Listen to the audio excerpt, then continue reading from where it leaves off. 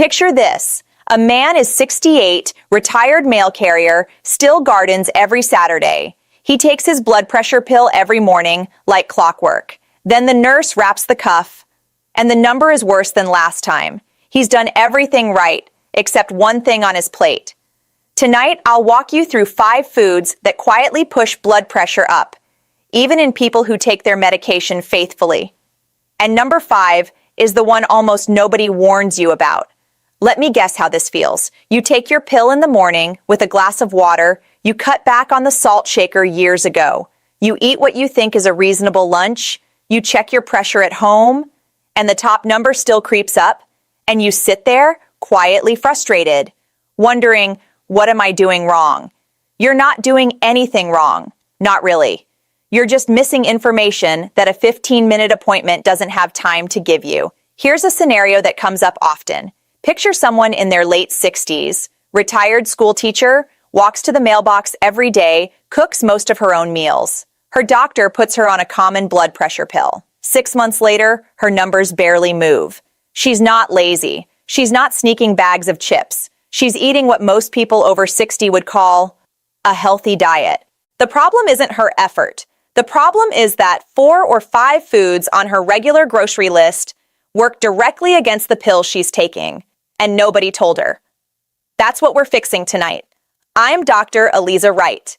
On this channel, I review published research on senior health and translate it into plain English, the kind of explanation a rushed appointment doesn't have room for. I'm not treating you. I'm not prescribing. I'm reading the studies and handing them back to you in a way you can actually use. Before we go further, I want to ask you a small favor. Drop 2 things in the comments: your age and the city or state you're watching from. I read every single comment on this channel. It genuinely changes how I record the next video. Take 5 seconds, drop it below. I'll wait. All right, let's talk about what's actually happening inside your body when you eat these 5 foods. Your blood pressure pill has one job. Most of them work by relaxing your blood vessels or by helping your kidneys flush out extra sodium and water. Think of your arteries like a garden hose. When the hose is soft and wide, water flows easy. When the hose is stiff and narrow, the pressure climbs. Your pill is trying to keep that hose soft and wide, but food can quietly stiffen the hose from the inside, even while the pill is doing its job. According to the American Heart Association's 2021 scientific statement on sodium and blood pressure, most American adults consume nearly double the recommended daily sodium. And the biggest source isn't the salt shaker. It's packaged food, bread, deli meat, canned soup, frozen dinners, things that don't even taste salty. That's food number 1, bread and rolls. I know, it sounds ridiculous. Bread doesn't taste salty, but the Centers for Disease Control and Prevention list bread and rolls as the number 1 source of sodium in the American diet, not because any single slice is high, but because most of us eat several servings a day without thinking about it. Toast in the morning, a sandwich at lunch, a dinner roll at night. It adds up quietly. Number 2, deli meat and cured meats. Turkey, ham, salami, bologna, bacon, anything sliced at a counter or sealed in plastic. A 2017 review in the journal Nutrients found that processed meats are consistently linked to higher blood pressure readings, partly from the sodium and partly from the preservatives called nitrates. Even the turkey most people think of as the healthy option. A few slices can carry as much sodium as a small bag of pretzels. Number 3, canned soup and canned vegetables. This one hurts because it feels like the sensible choice. A can of vegetable soup for lunch, some canned green beans on the side, but 1 cup of standard canned soup can hold half a day's sodium allowance in a single bowl. The Cleveland Clinic has flagged canned soup for years as one of the biggest hidden sodium traps for people over 60. Number 4, pickled foods, olives, and condiments. Pickles, olives, soy sauce, salad dressing, ketchup, barbecue sauce. 2 tablespoons of soy sauce can carry more sodium than a small serving of French fries, and a lot of people over 60 use these every single day without a second thought because the portion looks small. Now, here's where it gets interesting. Number 5, and this one is the one almost nobody's talking about. Number 5 is licorice, real black licorice. The old-fashioned kind, made with a compound called glycyrrhizin. The Food and Drug Administration issued a public warning that eating as little as 2 ounces of black licorice a day for 2 weeks can cause a spike in blood pressure and an irregular heart rhythm in people over 40. And it works by blocking a hormone that helps your kidneys balance potassium and sodium. If you take a blood pressure pill and you snack on real black licorice, you may be quietly working against your own medication. And most people have no idea. Wait, read that again. Real black licorice. Not the strawberry kind, not the fruit-flavored twists, the old-fashioned black kind, and some herbal teas that contain licorice root. That's the one to check the label on. So that's the mechanism. Sodium stiffens the hose. Preservatives inflame the lining. And one specific compound in licorice quietly cancels part of what your pill is doing. Now let's talk about what to actually do about it. I'm going to give you 5 simple steps, not a diet overhaul, not a total reset. 5 small changes that most people can start this week. And step 3 is the one that surprises people the most because it costs nothing. Step 1, read the sodium line on the nutrition label, just that one line. Look for milligrams of sodium per serving. The American Heart Association's 2021 guidance suggests most adults aim for under 2,300 milligrams a day, and ideally closer to 1,500 milligrams for people with high blood pressure. That sounds like a lot, until you realize one canned soup can hit 900 in a single bowl, if a food has more than 400 milligrams of sodium in one serving. Pause. Ask yourself if there's a lower sodium version on the next shelf. There almost always is. Ask your doctor what sodium target is right for your specific situation.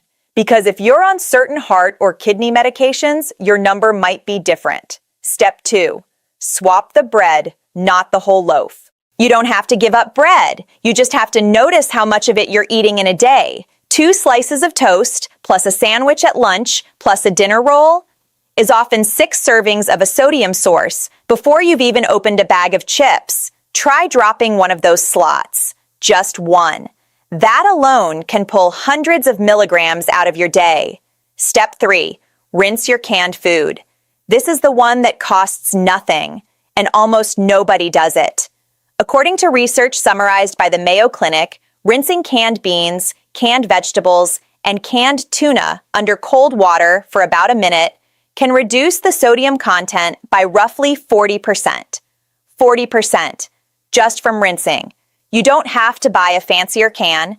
You just have to open the can, dump it in a strainer, run cold water over it for 60 seconds, and use it as normal. That's it. That's the whole trick. Step 4, check the label on any deli meat or cured meat before you buy it. Look for the words lower sodium or reduced sodium. Some brands cut the sodium nearly in half. And ask the deli counter. A lot of grocery stores now carry a lower sodium turkey or ham option they don't advertise on the sign. You have to ask. If you take a blood pressure pill, this small swap can make a real difference because deli meat is often eaten several times a week. Step 5, check your licorice and check your herbal teas. If you eat real black licorice, or drink any herbal tea that lists licorice root in the ingredients, mention it to your doctor, just say the words, I eat this. Is it a problem with my medication? That one question can save you a bad reading and a lot of confusion at your next appointment. Now, before I go further, I want to say something.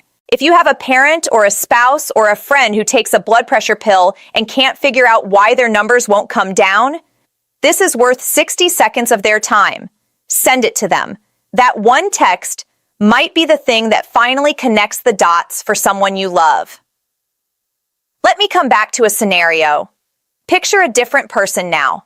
A retired accountant, 71, walks his dog every morning, plays cards on Wednesdays. He'd been on his blood pressure pill for 4 years, and his numbers were slowly climbing. He talked to his doctor. He looked at his diet with fresh eyes, bread at breakfast, turkey sandwich at lunch, canned soup 2 or 3 nights a week, and a habit of black licorice from a jar on his kitchen counter, left over from his father. He didn't quit any of it. He just adjusted. Rinsed the canned food, cut one slice of bread from his daily count, switched to a lower sodium deli turkey, and moved the licorice jar to a shelf he didn't open every day. That's a composite of common cases, not one specific person. But it's a pattern I see in the research over and over. Small changes. Not a diet reset, just small changes. Now, I want to answer the question I know is in your head. Dr. Wright, if I take my pill, doesn't the pill handle all of this? Here's the honest answer. Your pill is doing part of the work. But most blood pressure medications are not designed to overpower a high-sodium diet. The American College of Cardiology has emphasized for years that lifestyle and diet work alongside medication, not in place of it and not despite it. A 2020 review in Hypertension, which is the American Heart Association's peer-reviewed journal, showed that combining medication with sodium reduction produced significantly better blood pressure control than medication alone. So the pill is real, the pill matters, but the food matters too. Let me name the sources one more time, because you deserve to know where this comes from. The American Heart Association's 2021 scientific statement on dietary sodium. The Centers for Disease Control and Prevention's ongoing reports on top sodium sources in the American diet. The Food and Drug Administration's public warning on black licorice, updated in 2017. The Cleveland Clinic's patient education on hidden sodium. The Mayo Clinic's guidance on rinsing canned goods, and the journal Nutrients on processed meat and blood pressure. Those are the names. Those are the sources. Write them down if you like. You can look up everyone. Now, there are situations where you should call your doctor today, not next week. Today. If your top number is above 180 or your bottom number is above 120 on more than one reading, if you have chest pain, if you have a sudden severe headache with your high reading, if you have vision changes or trouble speaking or numbness on one side of your body, if you feel your heart racing in a way that scares you, these are outside the scope of a video like this. They need direct evaluation. Please don't wait. Let me run through the core points quickly. 1. Most sodium in the American diet comes from packaged food, not the salt shaker. Bread, deli meat, canned soup, pickled foods, and condiments are the biggest quiet contributors. 2. Real black licorice contains glycyrrhizin, which can directly work against certain blood pressure medications. 3. Rinsing canned food for 1 minute under cold water can cut its sodium by around 40%. 4. Small swaps beat big overhauls. Reading one label, dropping one slice, rinsing one can. That's how numbers move over time. 5. Your pill is part of the answer. Your plate is the other part. Here's the whole message in one sentence. If your blood pressure isn't budging, your food may be quietly canceling out your medication. But there's one more thing I still haven't told you, and it's actually the reason some of these dietary changes work better in the morning than at night, because your body's blood pressure rhythm shifts across the day, and the timing of when you eat sodium may matter as much as how much you eat. That's the topic of next week's video. If this helped you see something new, subscribe. Next week, I'm walking through the surprising connection between meal timing and morning blood pressure spikes, and why so many people over 60 are getting their highest readings before breakfast. And in the comments, I'd love to hear, which of these 5 foods surprised you the most? Take good care of yourselves. I'll see you next week. This video is for general educational and informational purposes only. It is not medical advice and does not create a doctor-patient relationship. Please always consult your own qualified healthcare provider for diagnosis and treatment. Illustrative scenarios in this video are composites. All identifying details have been changed to protect privacy. Any resemblance to a specific individual is unintentional. Portions of this video use AI-assisted voiceover and visuals.